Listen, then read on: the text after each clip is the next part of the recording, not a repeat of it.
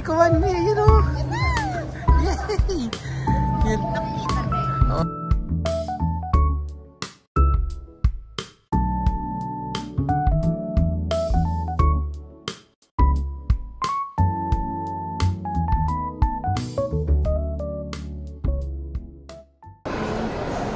What's up mga kanipo?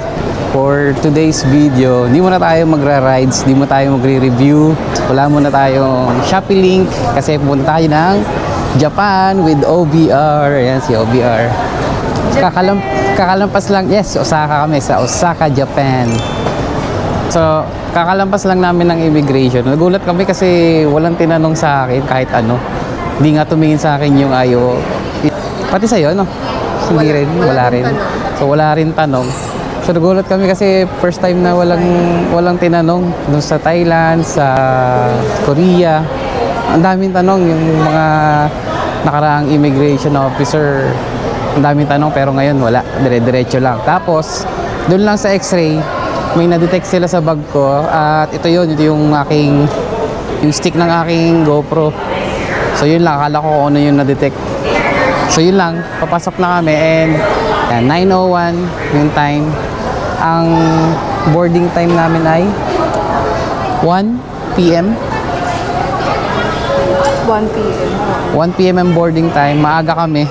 9 a.m. pa lang nandito na kami. 4 hours pa. So, hindi namin in-expect na ganun kabilis sa immigration. So, kakain muna kami. Then, kita-kits mamaya sa Osaka.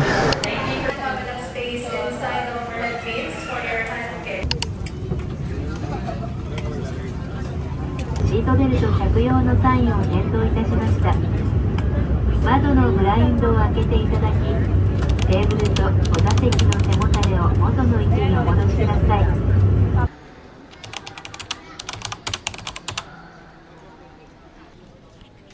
Ito na kami, kalalampas lang ng immigration and kuhanin na namin mga bagay. Ito na sila. Grabe, ang lamig. So, nakalabas na kami ng airport. Yan, naglagay na ako ng puffer jacket. Yung half sleeve lang. Ay, yung ano, ganito lang. Grabe, 4 degrees. Tapos, parang 1 degree yung ano, temperature. Then, yung wife ko, nagpapapalit ng cash. Grabe.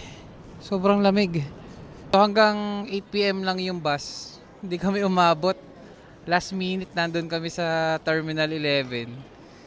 Nabutan pa namin yung bus pero paalis na. Then hindi na kami tinigilan ng bus. Diretso na siya. Yun, kaya wala. Train kami. Ang balak talaga namin is bus pero hindi namin naabutan yung oras. Kasi na-delay kami ng 1 hour sa Naiya bago makaalis. Na-late tuloy ng dating dito sa Japan. So yun lang. Dapat, kung magbabas kayo, dapat before 8 p.m.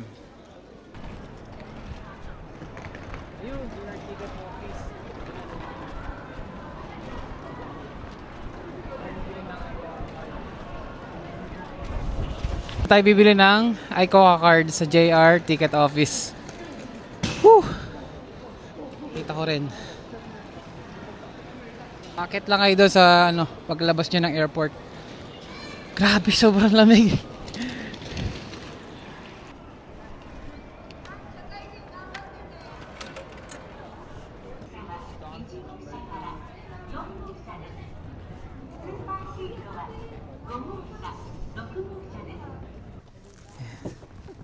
O, diba?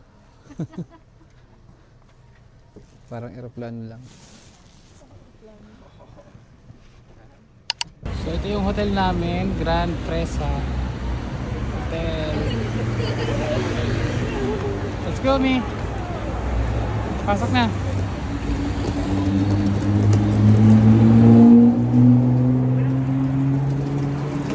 Grand Presa. Ay, parating din sa hotel. Grand Presa.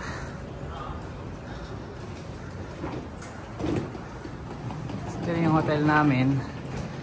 Ay, check in muna kami. It's 10:34 na. Hinatid namin yung isa namin kasama. And then kami naman ng dumiretso.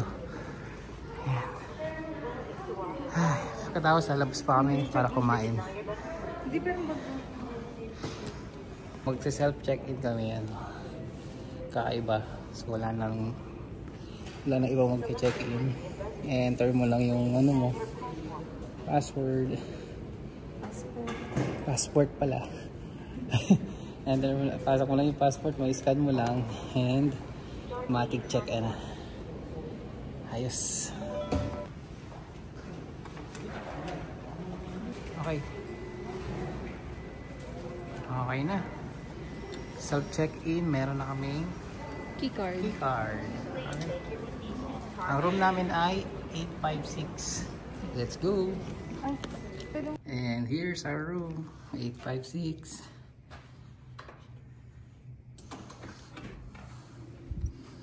Okay. Room tour muna tayo. Yun. Late lang yung room. Pero wag ka, pricey yan. So, may double size bed, may maliit na couch, may table, may TV, may purifier, heater, alam ko yan, heater, aircon, merong mirror, and this is the bathroom. Hindi ko alam kung paano buksan. Yan, so meron silang mini bathtub. Uy, Japanese toilet, makaka-experience for the first time. Clean toilet. Pasok ko muna yung mga gamit. Ayun guys, nakapag-check-in na kami. Inahanap pa rin namin yung si Glicoman. Dito pa lang yun sa banda dito, hindi pa namin alam kung saan. So ito yung parang pinakamyondong sa Osaka.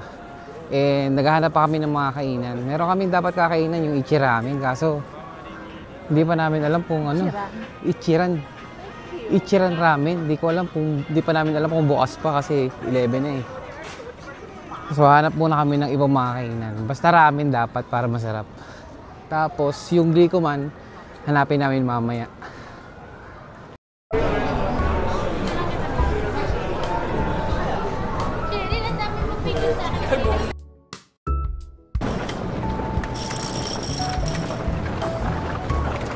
Woo! Daming ilaw. Maglilibot-libot muna kami. Marami pa rin bukas na kainan dito pero naghahanap pa rin kami ng ramenan. 60 to 70 minutes pa yung Ichi Ramen. So dito muna kami sa Mugen Ramen.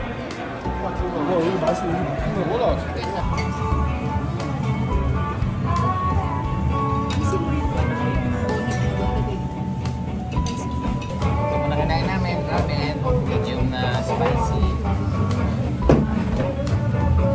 Ito yan sa Mugen Ramen. Let's eat. Itadakimasu.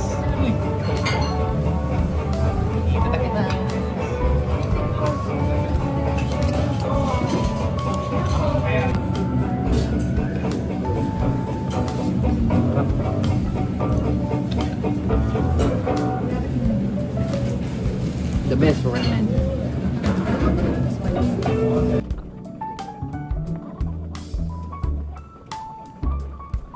Ayun na si Glicoman. Ayun o. Yay! Yan. Oo, kasi hinahanap namin ito kanina pa. Dito lang pala nga. Dito nga pala siya sa may kanal. Lapitan natin. Picture muna kami. Ayan, dito lang pala siya sa tapat ng Shinsai Bashi. Tapos sa may H&M. At ayan na siya. Glicoman.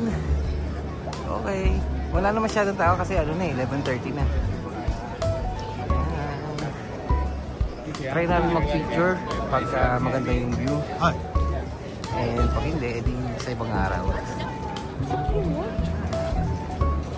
Ganda dito. Nice. Good morning mga kanipu. Today we're going to Osaka Castle and Umeda Sky Building. Tapos mimili ng konti sa GU, sa Uniqlo, kahanap ng susuotin para bukas papuntang Shirakawa-go. Ang temperature today is ayan, -1. Grabe, sobrang lamig.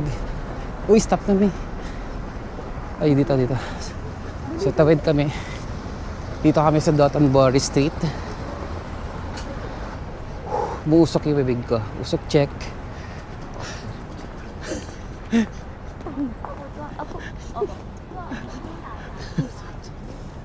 Hindi mo pinapakita. Ang usok check. Yan. Usok check. Nag-breakfast kami sa 7-Eleven. Tapos tinala namin sa hotel. Nakadalawang kape kami. Nagkamali pa ako ng pindot dun sa coffee. Kasi yung cold yun na pindot ko. Ice. Yung ice. Pero okay lang. Kasi pinindot ko ulit yung hot. Kaya nagdoble. Ayun, nagtapon-tapon. Nag-spill yung kape. Tapos, ayun, solid naman. Ang sarap. Ano yun? Egg sandwich. Yung egg sandwich at saka yung, tawag doon, yung salmon. Onigiri. Onigiri. Yeah, the best. Whew, busog. Melon pan. Meron pa isa yung Melon pan. Sakto melon. lang. Melon pan. Melon pan. Sakto lang. Yan, sakto lang daw. Parang normal lang na tinapay na bumibili mo sa bakery sa Pilipinas. Hindi ko siya masyadong malaking... Oo, yun yung mga nakikita namin sa TikTok eh. Sa TikTok yung mga recommend nilang bilhin sa 7-Eleven. Yung egg sandwich talaga solid, sarap. Sa yung onigiri. So, pupunta na kami ng Osaka Castle. Naglalakad lang kami papuntang station. Yes. May naiwan ka? Card? May naalala, baka may nakalimutan. Card. Ay, Coca-Card natin. Mabalik kami, naiwan namin yung iCoca card. Wait lang. Medyo confusing yung train station nila, so dapat tama yung sasakyan mo. Ito na, sakay na kami, papunta na kaming isang station, lilipat pa kami papuntang Osaka Castle.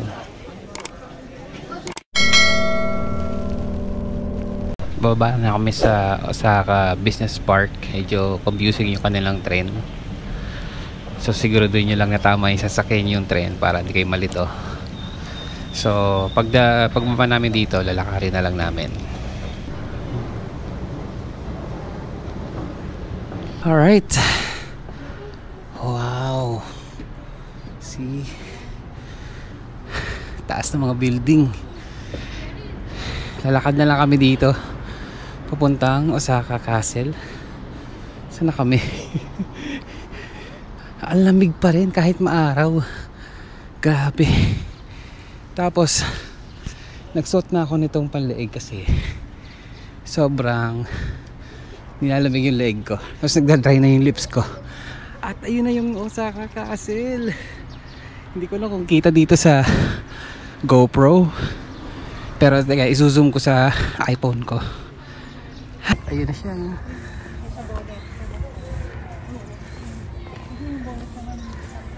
Ay, medyo malayo-layo yung lakarin pala. Tayo sa entrance papuntang Osaka Castle. And as usual, maraming vending machine, so di ka mauuhaw, di ka madidehydrate. Sobrang daming vending machine. And ito na yung pinaka river niya sa paligid. So itong castle, ito yung fortress. Ang laki oh. Pero hindi na kami papasok sa loob. Hindi na kami kumuha ng amazing pass para makapasok sa loob. Makapag-picture lang kami dito sa may labas ng castle. Ito na yung entrance. Wow, sobrang ganda. And that's the castle. Then yun yung daan. Tulay papunta dun sa castle mismo.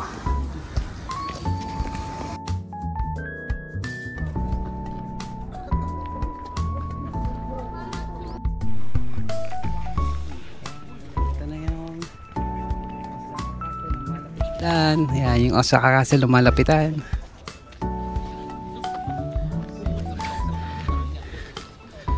Yan, makikita nyo, sobrang laki, sobrang ganda. Sino magkakakala makapunta kami dito ng malapitan, diba? Kala ko sa YouTube ko lang mapapanood to. And kahit di naman kami umakyat kasi nakita namin yung mga nasa loob na. And okay na kami doon. Kasi ano rin eh, parang makikita mo lang yung buong Osaka pag nasa taas ka. So yun lang, okay na naman sa amin yun. So ito yung paligid niya. Tapos magpipicture-picture lang kami dun sa paligid.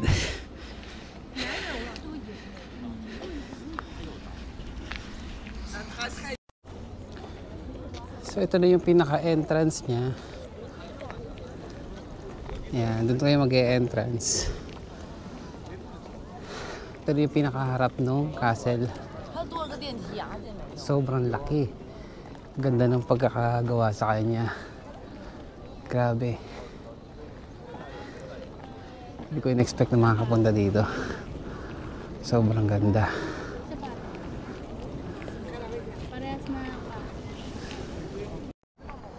So may pupuntahan kami dito na secret na picturean dito sa castle para daw walang tao. Punta ka lang dito daw sa may pond. Ayan. Para makita mo yung view ng castle.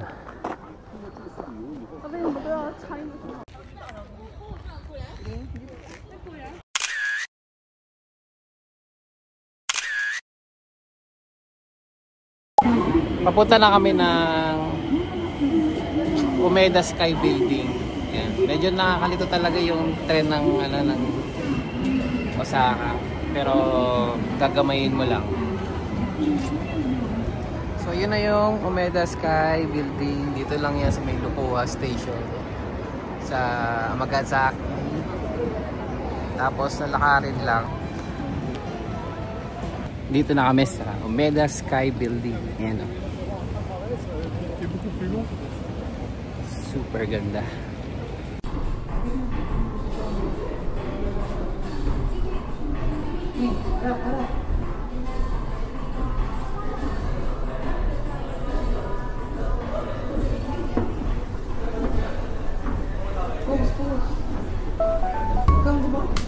Gumit na ka.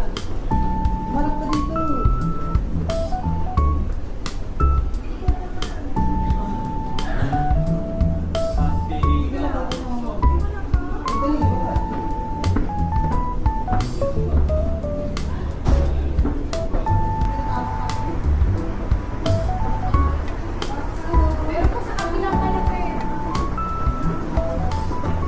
Ito na lang kami sa 35th floor. Tapos meron mga tindahan dito, yung mga shop, yan o. Yung mga figures, mga toys, mga chibis, iba't iba. Then may mga souvenirs. Ayun, pag picture na kami dito. Meron niyang pababa at saka pataas. Yan. Ito yung pataas. Then ito naman yung pababa. So pwede kayong magpabalik-balik, anli. Tapos kung gusto nyo dun sa observatory, punta lang kayo dyan. Babayad kayo. Hindi na kami pumunta kasi ano lang naman, makikita mo lang naman yung buong Osaka. So yun lang, hindi na namin inakyat. Sa 35th floor to, 35th floor ng Umeda Sky Building. Ito naman yung pababa.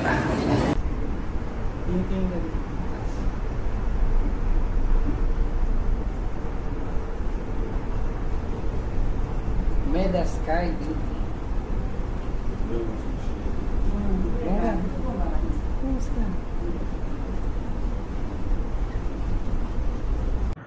So, kagagaling lang namin sa Osaka Castle kaninang umaga. Then, diretso kami ng Umeda Sky Building.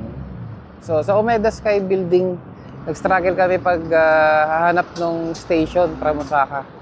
Pero nakapunta naman. Talagang challenging lang yung maghahanap ng station papuntang Umeda Sky Building. Tapos, hindi na kami umakyat dun sa pinaka-observatory. Then, kain na kami.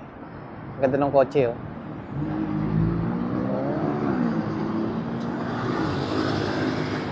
McLaren lang naman.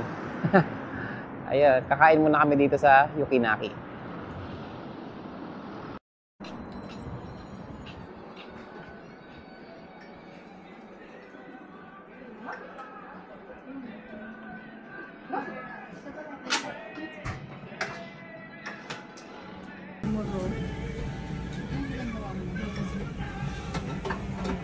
Kanya-kanyang luto. Hindi namin alam ang in-order namin. Bahala na. Lemon, garlic, beef.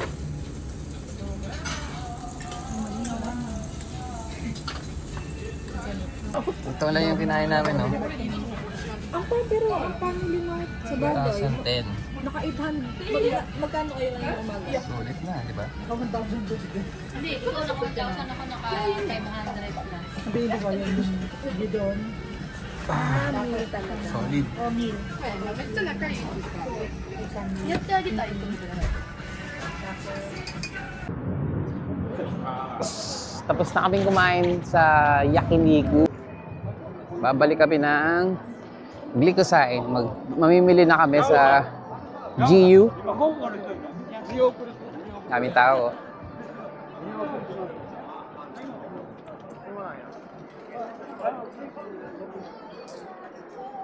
Solid yung kinain namin. Nabusog ako. Nabusog ako sa kinain natin. Nabusog ako.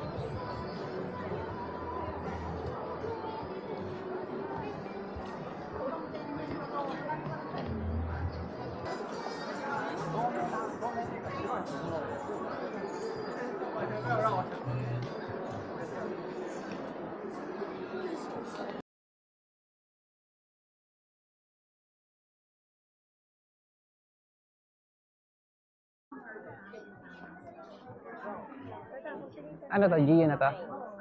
Sa third floor na kami ng GU. Maghahanap kami ng... Yan ang hoodie, oh. Mas mura kasi ang GU at saka yung Uniqlo dito sa Osaka. Compare sa Uniqlo sa atin sa Pilipinas. Kaya maraming nabili dito. So, yung mga nakikita namin sa mga vlog, sa mga... Okay.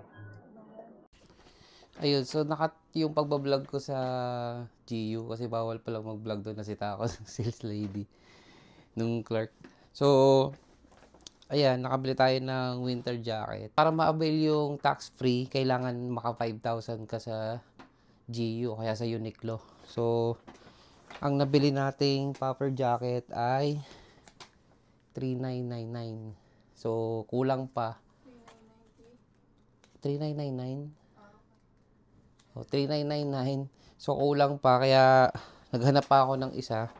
Nakabili ako ng hoodie worth 1,290. So, ito yung hoodie. Pang motor ko lang naman to para umabot lang sa 5K. So, ito yung hoodie na kulay blue. Tapos, ito yung puffer jacket. Susuotin ko ito bukas sa Shirakawago. Ayan. Medyo makapal siya. Maganda. Ayan. Mura na to kung tutuusin kasi kung sa atin sa Pilipinas baka umabot ng mga 5K ganun, no? 5 to 7K sa mga nagla-live selling, mga ganitong quality baka umabot ng ganung kamahal. Pero dito 3,999 pag kinonvert mo ay less than 2K, 1.8 lang yata, no? 1.8 ganun. So yan, no, ganda na ng quality, mas may hoodie pa siya, lelesan pa ng tax yan sa GU. So doon lang yan sa may Shinsaibashi. Tapos nasa baba niya Uniqlo. Bali 4 na floor 'yon. So 'yun. Tapos end ko na yung vlog for day 2. Abangan niyo na lang yung susunod naming vlog.